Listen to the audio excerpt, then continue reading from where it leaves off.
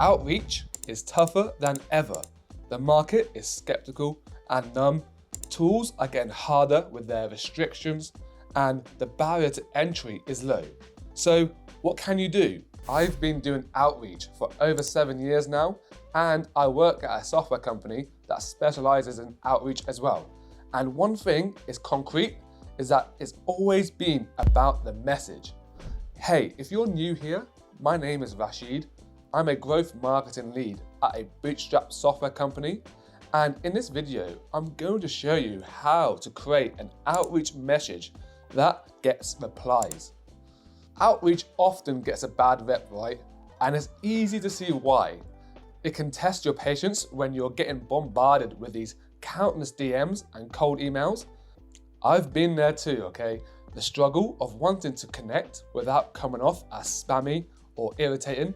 That fear of an annoyed reply can be intimidating and paralyzing. How about no?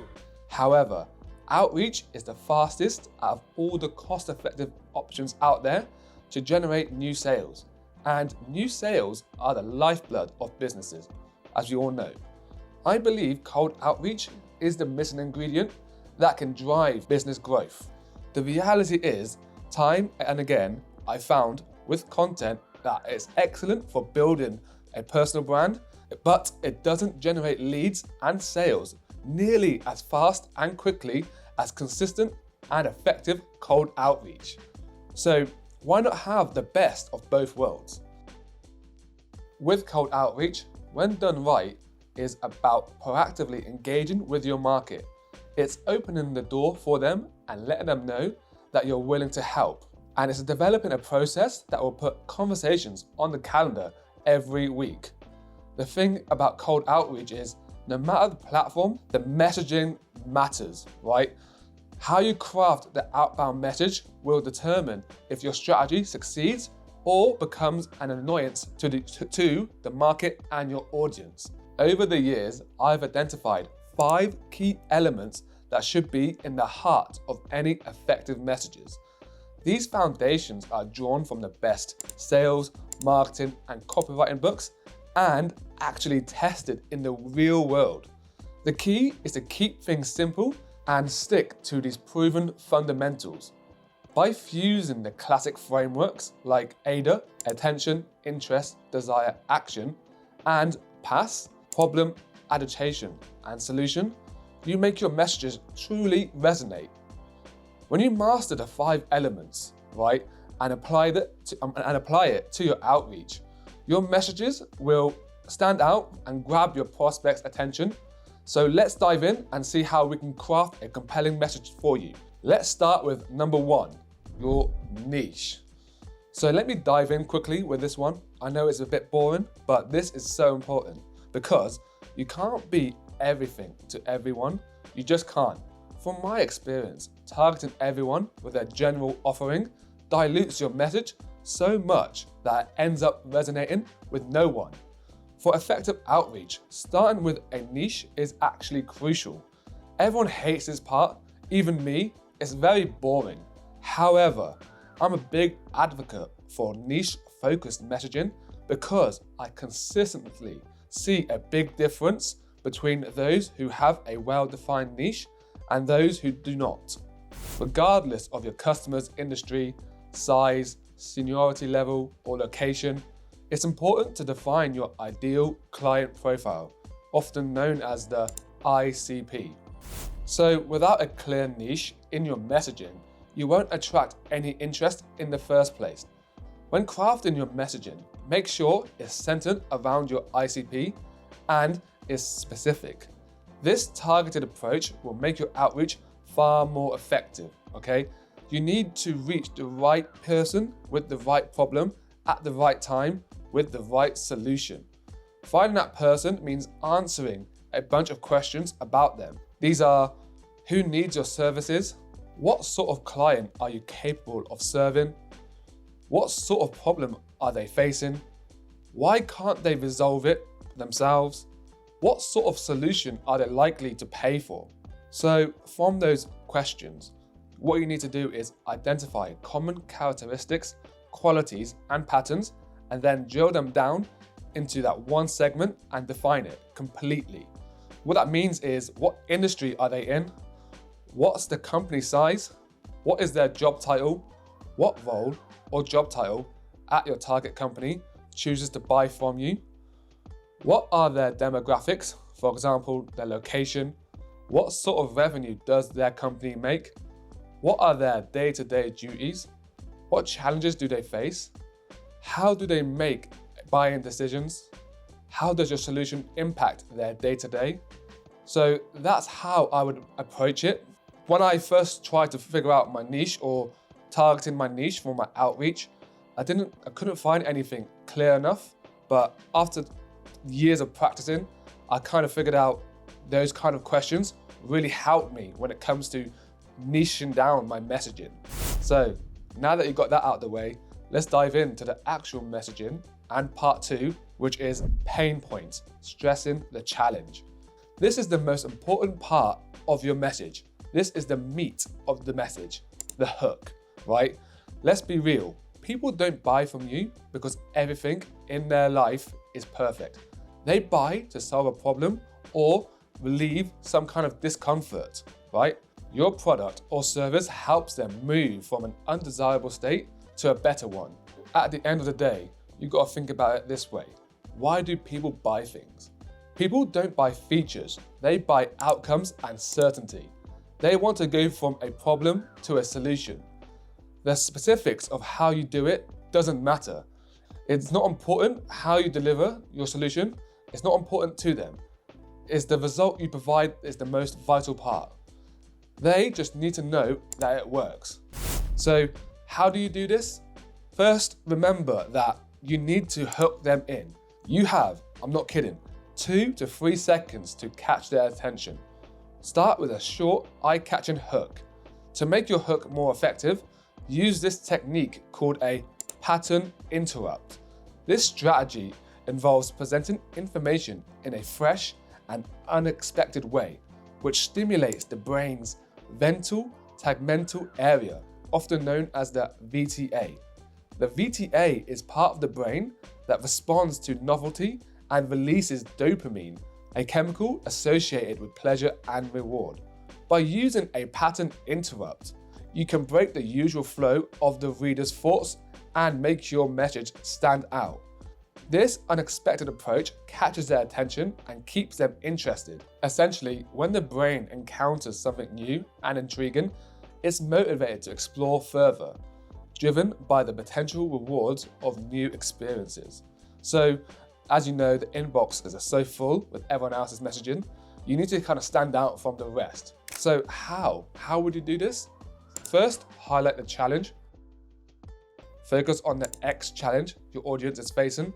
Then, provide details. Explain why this challenge is a problem for them and how it affects them. Then, show the consequences, right?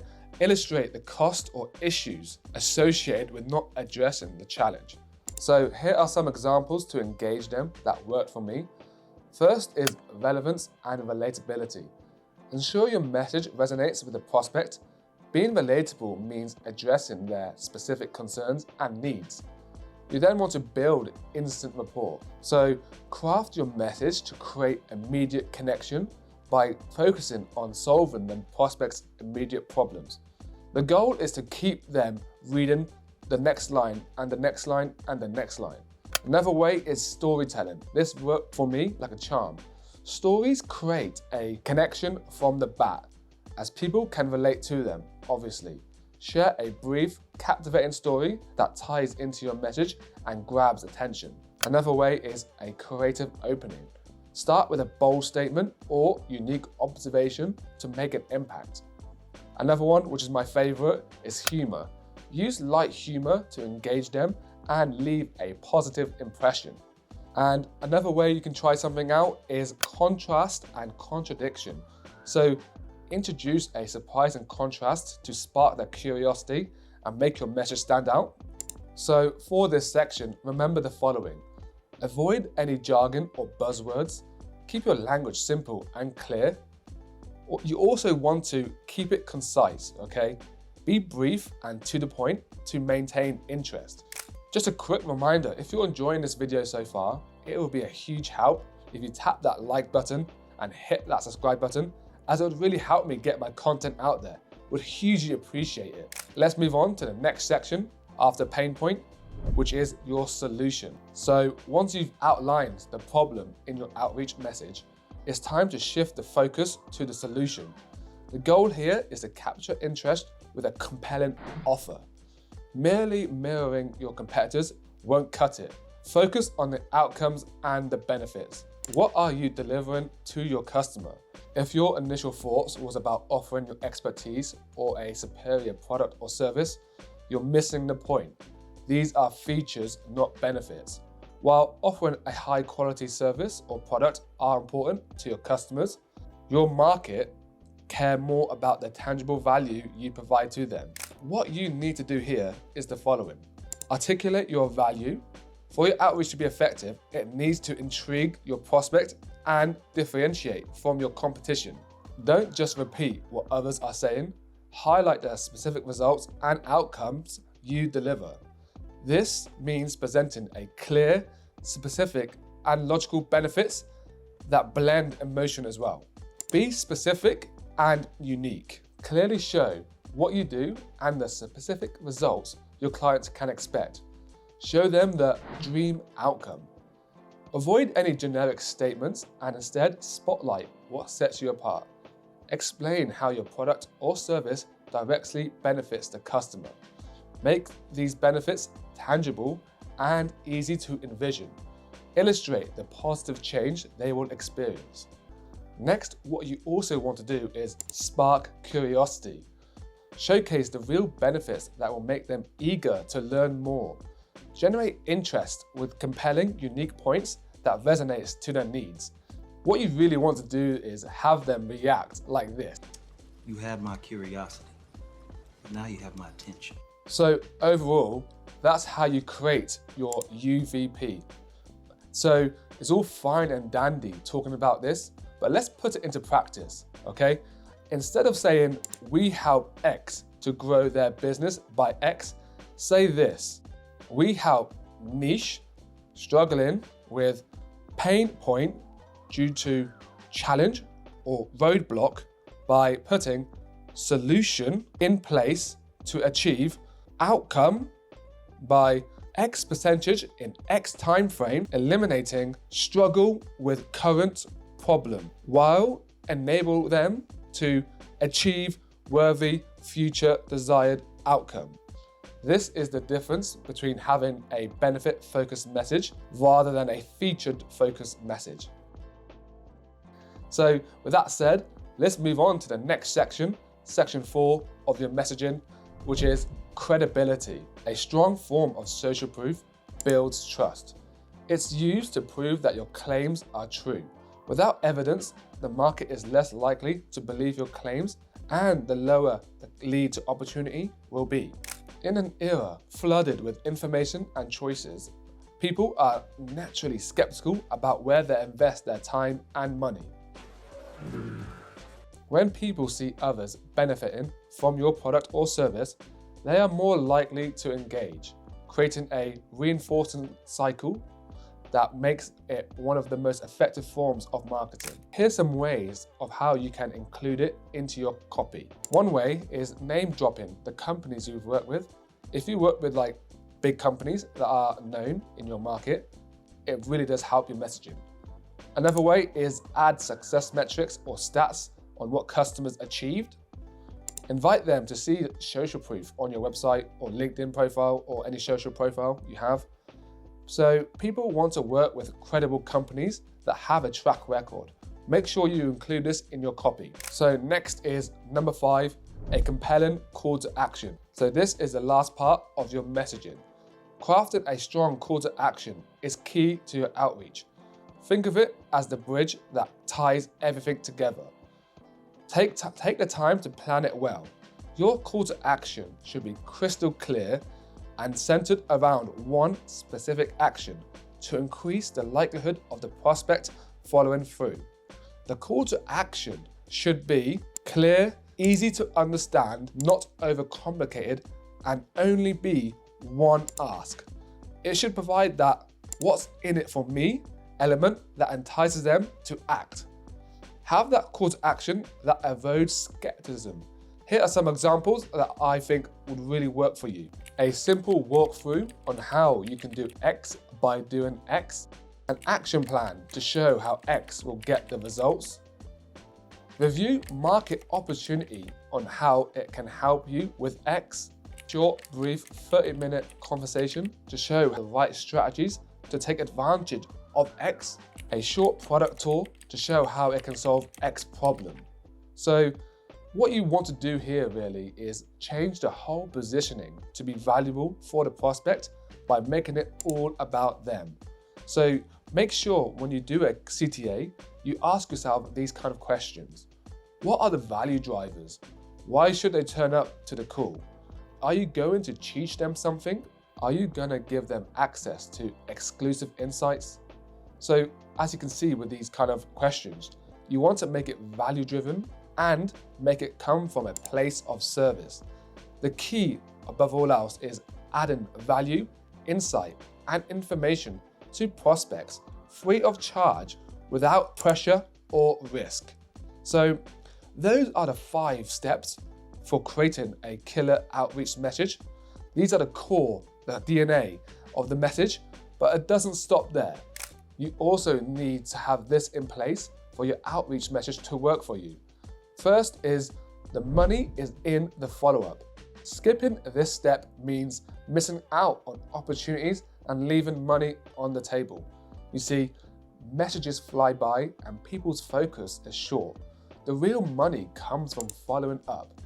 A prospect may miss your first message due to a number of things: crowded inboxes, short attention spans, bad timing, spam filters, technical glitches that can prevent delivery, and even if the message is seen, it might not be understood.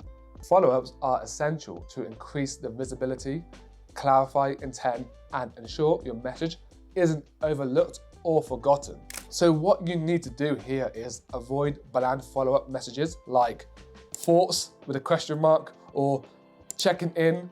Instead, here is a way to do it. First is don't let your initial message that we just talked about go to waste. Rewrite it and send it again. Grab attention with a different opening line or subject. Or another way is what I do a lot is add a touch of humor to your follow-up. Like I like to send memes or any GIFs, as they really do kind of personalize and make it a bit more human to your outreach.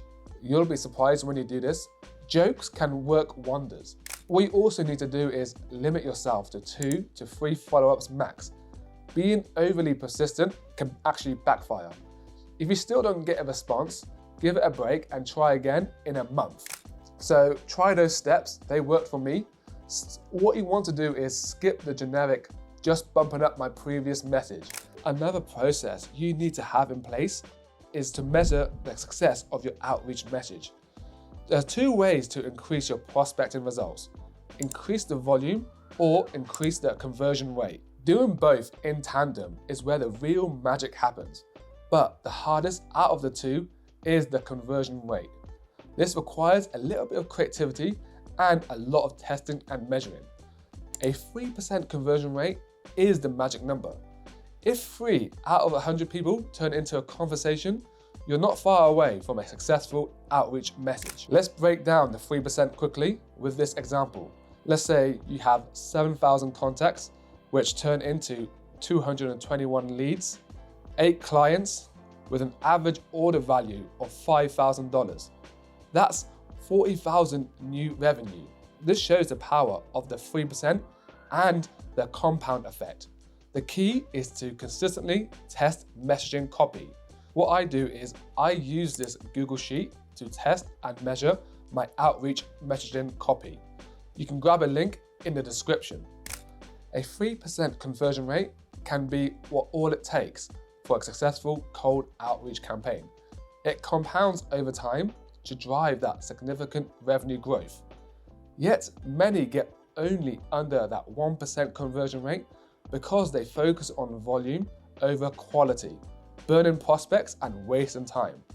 The real problem with low conversion rates is the opportunity cost. A poor message not only fails to convert, but also damages your reputation, making future engagement unlikely.